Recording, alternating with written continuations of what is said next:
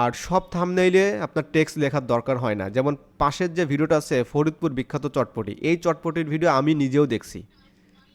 এই ফরিদপুরের বিখ্যাত এই চটপটির ভিডিও, এটা বাংলাদেশের হাজার হাজার পোলাপানো ভিডিও করছে এটা নিয়ে, ভালো ভালো ইউটিউবাররাও কিন্তু ওখানে যায়।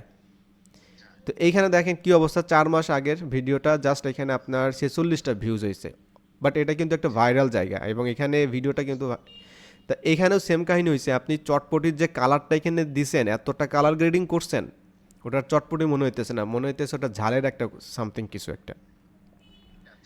তারপরে এই যে ফরিদপুরের বিখ্যাত চটপটি, এটা আপনি মাঝে লিখছেন এইখানে, কিন্তু দেখেন মানে আপনার যে টোটাল থাম্বনেলটা যদি আপনি দেখেন, আপনার নিজের কাছে এখন মনে হবে যে না, অ্যাকচুয়ালি আসলে মানুষের পছন্দ মতো হয় না এটা।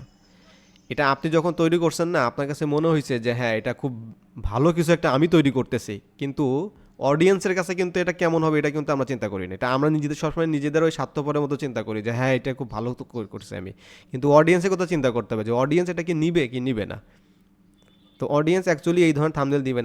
আপনার প্রত্যেকটা থাম্বনেলে যেটা করছেন, আপনি ছবিগুলো দিছেন এখানে, পিকচার অ্যাড করছেন, কিন্তু থাম্বনেলটা হচ্ছে এই যে টেক্সটগুলো অ্যাড করে প্রত্যেকটা থাম্বনেল কালার গ্রেডিং করে পুরোটা একদম মানে ঝলসায় ফেলছেন। তো এখন আপনি যে কাজটা করবেন, আমি দুইটা কাজের কথা বলবো। একটা হচ্ছে নতুন যখন যে ভিডিওগুলো পাবলিশ করবেন, এটাকে চেষ্টা করবেন আর সম্ভবত হইলে ডে লাইটে পাবলিশ করবেন। যদি কোনো নাইট বা আপনার মর্নিংয়ে হয় সেটা বিষয়টা আলাদা, চেষ্টা করবেন ভিডিও করার জন্য এবং ইমেজ কালেক্ট করার জন্য। প্রত্যেকটা ভিডিও শুরু করার আগেই 2 3 4টা ইমেজ আপনি নিয়ে নেবেন থাম্বনেইলের জন্য, এটা মোবাইলে থাকবে, আপনি থাম্বনেইল হিসেবে সেট করবেন। আর থাম্বনেইল মানে মানুষ একটা বিষয় হচ্ছে দেখলে কি কেউ আর মানে পড়তে চায়, ব্যাপারটা হচ্ছে এটা। যেটা মানুষ দেখে ওটা তো আর এক্সপ্লেন করার দরকার হয় না। ফরিদপুরের চটপটি, গ্রামীণ মাছ বাজার, রাজশাহী রাজবাড়ির ঐতিহ্য, কি খানকাপুর মাছের হাট, এই জায়গাগুলো এমনিতেই বিখ্যাত। তো এই জায়গাটা যদি কেউ দেখে তাহলে আপনার ওইখানে লেখার দরকার হয় না এটা যে ঐতিহ্যবাহী এটা ব্যাপারটা।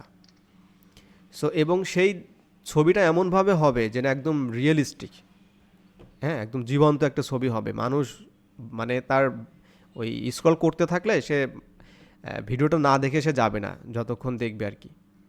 সো এই ধরনের একটা আকর্ষণ থাকবে। আপনার টাইটেল নিয়ে আমার কোনো আপত্তি নাই, টাইটেলগুলো প্রিটি মাচ ওকে। টাইটেলগুলো আপনি শর্ট শর্ট করেছেন, এটা দিয়েছেন। প্রত্যেকটা থাম্বনেল আপনাকে আপডেট করতে হবে ভিডিওর। চাইলে আপনি টাইটেল নিয়েও কাজ করতে পারেন। টাইটেলের সবথেকে বেস্ট হচ্ছে 3 থেকে 4টা বা 5টা হচ্ছে শব্দ ব্যবহার করে টাইটেল তৈরি করা। এখন কিভাবে তৈরি করবেন সেটা আপনার এক্সপিরিয়েন্স থেকে আপনি কাজ করবেন। যেমন এখানে লিখেছেন একটা 11 মাস আগে জমি উঠেছে ফরিদপুর ইফতারি বাজার, ঠিক আছে, মোটামুটি এখানে 3 4 5টা 6টা মিলে আছে আর কি। আর যদি কখনো আপনার থাম্বনেইলে যদি কোনো মানে টেক্সট দিতেই মন চায় আর কি, তাহলে জাস্ট 2টা থেকে 3টা, যেমন এই যে ফরিদপুরের বিখ্যাত চটপটি, এই টেক্সটটা যাবে। জাস্ট 3টা শব্দ এখানে আছে, ফরিদপুরের বিখ্যাত চটপটি, এই সর্বোচ্চ 3টা, এর বা উপরে যাওয়া যাবে না। এখন এই যে টেক্সটটা কোথায় বসাবেন, ব্যাকগ্রাউন্ডের ছবিটা কি থাকবে, এটা কি ডানে থাকবে না বামে থাকবে, এই বিষয়গুলো আপনাকে অ্যানালাইজ করতে হবে। কিভাবে করবেন, অন্যান্য যত ভালো ভালো ইউটিউবার আছে, ফুড ব্লগার আছে, তাদের যে ব্লগগুলো আছে তাদের ভিডিওগুলো দেখবেন যে ফরিদপুরে কারা কারা গিয়ে চটপটে ভিডিও বানাইছে, তাদেরটা ফলো কইরা তাদেরটা কোয়ালিটি দেখে মোটামুটি আপনি চেষ্টা করবেন কাছাকাছি এভাবে কিছু করার জন্য। প্রত্যেকটা থাম্বনেইলে আপনার কাজ করতে হবে। ভিডিওগুলো আপনি সুন্দর করেছেন, সবগুলো ভিডিও মোটামুটি ভালো গ্রামীণ ভিডিও, ঠিক আছে, এগুলো আমারও খুব ভালো লাগে। তো এখন এই ভিডিওগুলো হচ্ছে প্রত্যেকটা ভিডিওতে আপনি দেখেন যে গ্যাঞ্জামটা হয়েছে প্রত্যেকটা ভিডিওতে, মানে থাম্বনেলের উপরে আপনি এমনভাবে লিখছেন, লেখাটা থাম্বনেলটাকে নষ্ট করে ফেলছে।